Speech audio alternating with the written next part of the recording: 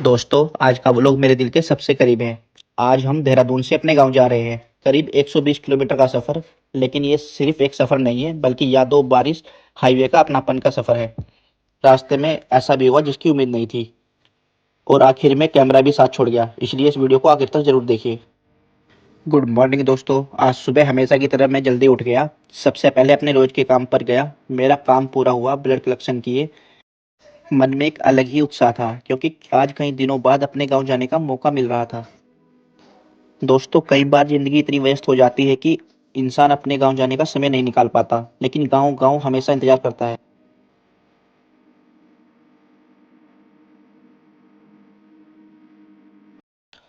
दोस्तों, करीब दोपहर के 3 बजे तक मैं पूरी तरह तैयार हो गया। तो चलिए दोस्तों, आज का सफ़र बहुत मज़ेदार होने वाला है, क्योंकि आज मैं अपने गांव जा रहा हूं। सबसे पहले अपनी गाड़ी उठाते हैं। तो ये हमारी कॉलोनी की पार्किंग है। यहाँ पर खाली प्लॉट पड़े हैं, यहाँ पर हम अपनी गाड़ी पार्क रखते हैं। दोस्तों, हमारा प्लान था वैसे 2:30 बजे निकलने का था, लेकिन किसी कारण हम लेट हो गए। तो अब जल्दी जल्दी अपना सामान रखते हैं और फिर निकलते हैं अपने घर। तो आज हमें गांव जाना है। गांव करीब यहाँ से 120 किलोमीटर दूर है, और इस 120 किलोमीटर को पूरा करने में लगभग हमें 3.5 से 4 घंटे लग जाएंगे। तो बिना देरी के अब जल्दी से लगेज गाड़ी में रखते हैं और उसके बाद निकलते हैं।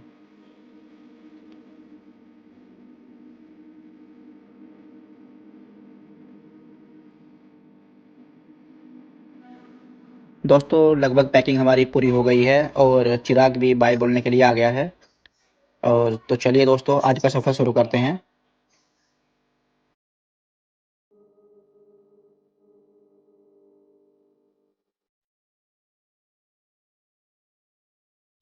सोचा था थोड़ा जल्दी निकलेंगे, लेकिन लेट हो गए। लगभग 3:30 बज गए हैं।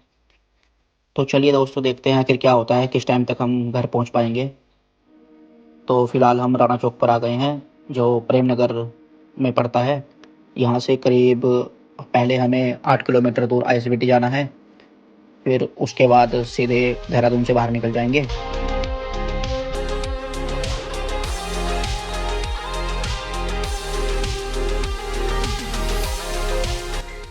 दोस्तों, आज मैं काफ़ी उत्साहित हूँ, क्योंकि मैं काफ़ी दिनों बाद अपने गांव जा रहा हूँ। और मेरी यूट्यूब फैमिली के लिए मेरी गांव की पहली जर्नी है। तो आप सभी मेरे इस व्लॉग में बने रहिए और रास्ते का सफ़र का एंजॉय कीजिए। प्रेमनगर से निकलकर अब मैं महूवाला पहुंचने वाला हूं, और करीब यहां से 3 किलोमीटर अब आईएसबीटी रह गया है। अभी ज़्यादा रोड पर ट्रैफिक भी नहीं है, रोड साफ़ ही है। दोस्तों, आप आरू को देखिए, आरू कितने आराम से बैठी है और पूरे स्टाइल में बैठी है। तो चलिए दोस्तों, अब सबसे पहले गाड़ी में पेट्रोल डलवा लेते हैं, क्योंकि जब तक इसमें पेट्रोल नहीं डलवाएंगे तो ये आगे भी नहीं जाएगी। अब हमने पेट्रोल डलवा लिया है, तो चलिए दोस्तों, निकलते हैं फिर यहाँ से।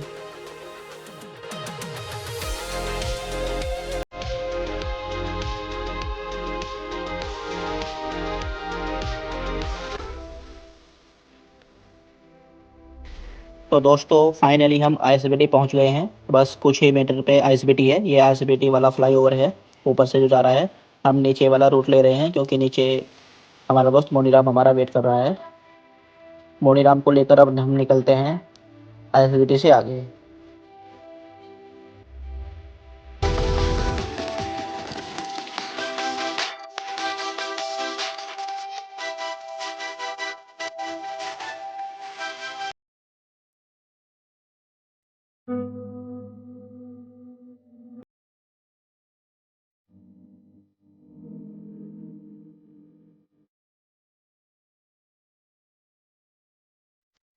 दोस्तों, आज सुबह काम की वजह से खाना नहीं खाया, और अब भूख भी लगने लगी है। हमने सोचा होटल पर रुकने की बजाय गाड़ी में बैठकर ही खाना खाते हैं। फिर सामने स्टॉल से कढ़ी चावल लेकर आए। यकीन मानिए, सफर में गाड़ी के अंदर बैठकर परिवार के साथ खाना खाने का मजा किसी बड़े रेस्टोरेंट से कम नहीं होता। ऐसे छोटे छोटे पल ही बाद में खूबसूरत यादें बन जाते हैं। फिर हमने खाना खाया, और खाना खाने के बाद फिर हम अपने सफर की तरफ निकल पड़े।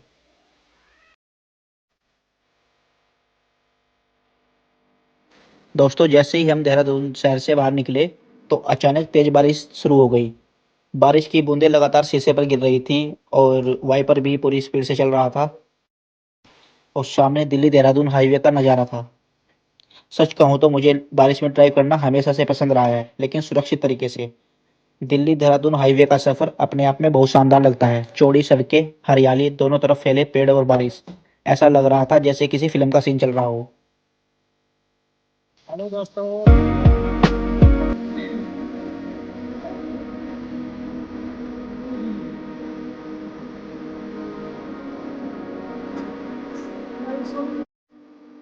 दोस्तों जैसे ही हम टनल में आए तो देखा काफी लोग बारिश से बचने के लिए टनल में खड़े हैं। दोस्तों यही फायदा होता है कार का, चाहे कार छोटी हो या बड़ी, ये हमें धूप छाँव बारिश से सभी से बचाती है।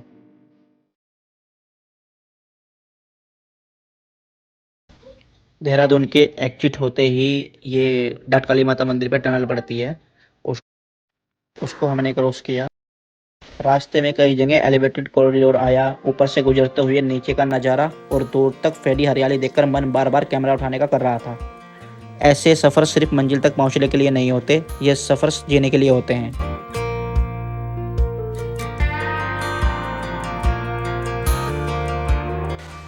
दोस्तों अब हम अपनी जर्नी के पहले टोल पर आ गए थे। ये टोल गणेशपुर में पड़ता है, जहाँ 185 रुपये का टोल लगता है। लेकिन हमने मंथली फास्टैग ले रखा है तो हमारा टोल नहीं कटा, तो हम पहले टोल क्रॉस करके निकल गए।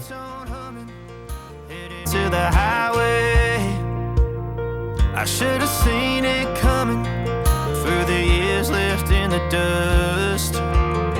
But after all the lessons learned, it would end up would set her free. I taught her how to leave.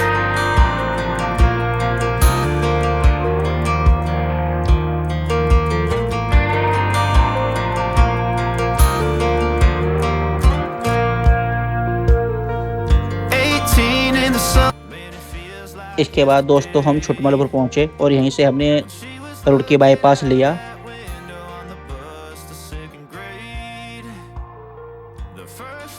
Left side में दोस्तों रुड़की बाईपास है और जो सामने रास्ता जा रहा था वो दिल्ली वाला रोड था। अब हम दिल्ली देहरादून हाईवे से रुड़की बाईपास को कट गए थे, जो मेरठ होते हुए जाता है।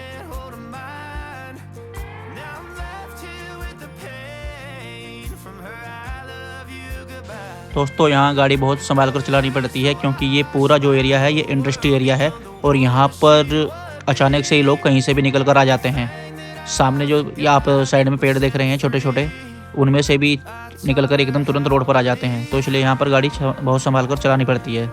तो ये सब क्रॉस करके हम दूसरे टोल टैक्स पर पहुँचे जो रुड़की में पड़ता है।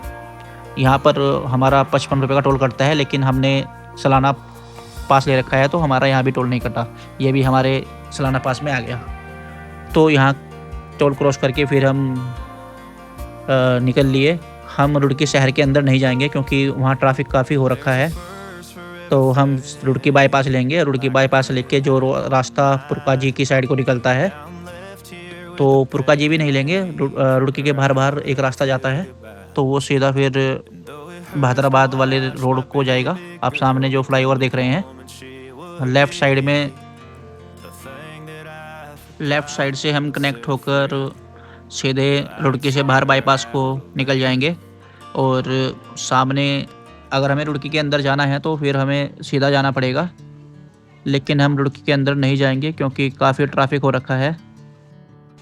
दोस्तों हमने यहाँ से बाईपास ले लिया है और हम निकल पड़े हैं रुड़की बाईपास को। दोस्तों जो ये चक्कर था ये काफ़ी समय से बन रहा है, इसको कई साल हो गए हैं बनते बनते, लेकिन अभी तक ये पूरा नहीं हुआ है। तो चलिए दोस्तों अब हम आ गए हैं रुड़की से बाहर। जो सामने रोड जा रहा है वो बहादुराबाद जा रहा है और जो राइट साइड में है वो पुरका जी की साइड जा रहा है मुजफ्फरनगर होते हुए। तो अब हम सीधे चलते हैं क्योंकि हमें लक्सर वाला रोड कनेक्ट करना है। रास्ते में भोले भी जा रहे थे। यहाँ पर सिंगल साइड ही चला रखी है, तो यहाँ पर भी गाड़ी बहुत संभाल कर चलानी पड़ेगी क्योंकि दूसरे साइड में आप देख सकते हैं काफ़ी मात्रा में भोले जा रहे हैं। अभी कांवड़ का सीज़न चल रहा है, तो सावन का महीना है। तो दोस्तों यहाँ का नज़ारा बहुत अच्छा था, डीजे बजते जा रहे थे, कांवड़ चल रही थी, तो ये देखकर मन को बहुत अच्छा लगा।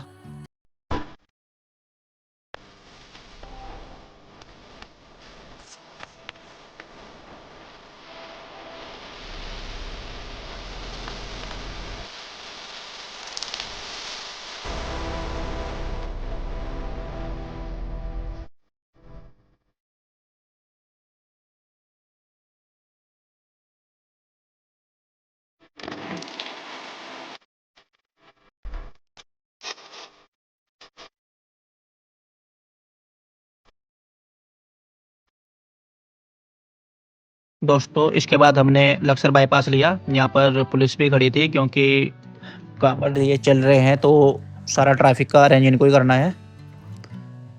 तो सामने जो आप देख रहे हैं वो सीधा लक्सर की साइड को जा रहा है रास्ता, तो हम चलते हैं लक्सर की तरफ।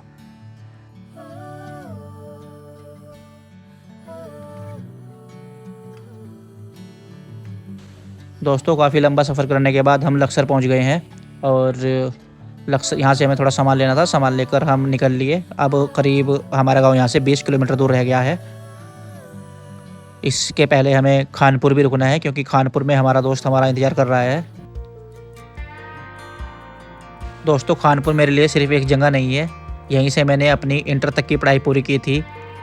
जैसे ही मैं यहाँ पहुँचा, मेरा दोस्त हमें मिल गया। वो पहले से ही हमारा वेट कर रहा था। जिस स्कूल में हमने पढ़ाई की थी तो हम साथ में ही पढ़ते थे। भगवान शंकर इंटर कॉलेज मेरे स्कूल का नाम है, आप सामने देख सकते हैं। मेरा दोस्त भी इसी के अंदर हमारा वेट कर रहा था। तो जैसे ही हम स्कूल के सामने पहुँचे तो पुरानी सारी यादें ताज़ा हो गई। फिर स्कूल के गेट में कदम रखते ही ऐसा लगा जैसे समय कई साल पीछे चला गया हो। वही मैदान, वही क्लास, वही गलियारे, बस फ़र्क सिर्फ इतना था कि अब हम छात्र नहीं थे। दोस्तों से मिले, पुरानी बातें हुई, हंसी मजाक हुआ, और कुछ मिनट के लिए ऐसा लगा जैसे स्कूल वाला समय फिर से लौट आया हो। दोस्तों ज़िंदगी आगे बढ़ जाती है, लेकिन कुछ जगह हमेशा दिल में बसी रहती है। सामने जो आप देख रहे हैं, यहीं पर हमारी परेड होती थी, यही हमारी क्लास थी। बायोलॉजी का हमारा डिपार्टमेंट था, यहीं हमें क्यारियाँ मिली हुई थी जिसमें हम कुछ उगा उगा कर दिखाते थे। दोस्तों बहुत अच्छा लगा, मन को बहुत संतुष्टि मिली यहाँ पर जाकर। आप जो सामने देख रहे हैं बोर्ड, मैं ऊपर चढ़ा था, मैंने एनएसएस ले रखी थी, तो सफाई के लिए मैं उस ऊपर चढ़ गया था। ये सन 2014 की बात है, उस समय मैं 10th क्लास में था ओनली। तो दोस्तों के साथ मस्ती करने के बाद, अपने स्कूल में मिलने के बाद, हम अपने गांव की तरफ निकल पड़े। गांव करीब 7 किलोमीटर रह गया था। इसके बाद हम सीधा अपने गांव के लिए निकल पड़े। शाम करीब 7:30 बजे हम अपने गांव पहुंच गए। अपने गांव को देखकर बहुत खुशी हुई और बहुत अच्छा लगा, क्योंकि काफ़ी लंबे समय बाद हम अपने गांव आए थे। आप सामने देख रहे हैं दोस्तों, यही हमारा गांव है। ये सामने डिग्री कॉलेज बना हुआ है, और ये अभी कुछ साल पहले ही बना था। ये हमारी गांव की रोड है, और सामने भोलों का ट्रक आ रहा है जिसमें डीजे भी है। दोस्तों गांव में आकर एक अलग ही शांति का अनुभव होता है। दोस्तों हम शिव मंदिर पर आ गए हैं। जहाँ पर ये शिव मंदिर है, पहले यहाँ पर हमारे गांव में कुआं हुआ करता था, लेकिन फिर कुआं बंद करके उसके ऊपर शिव मंदिर बना दिया था। तो फाइनली अब हम अपने मोहल्ले में, गांव में मोहल्ले बोलते हैं, शहरों में कॉलोनी बोलते हैं, तो अपने मोहल्ले में हम एंट्री कर चुके हैं।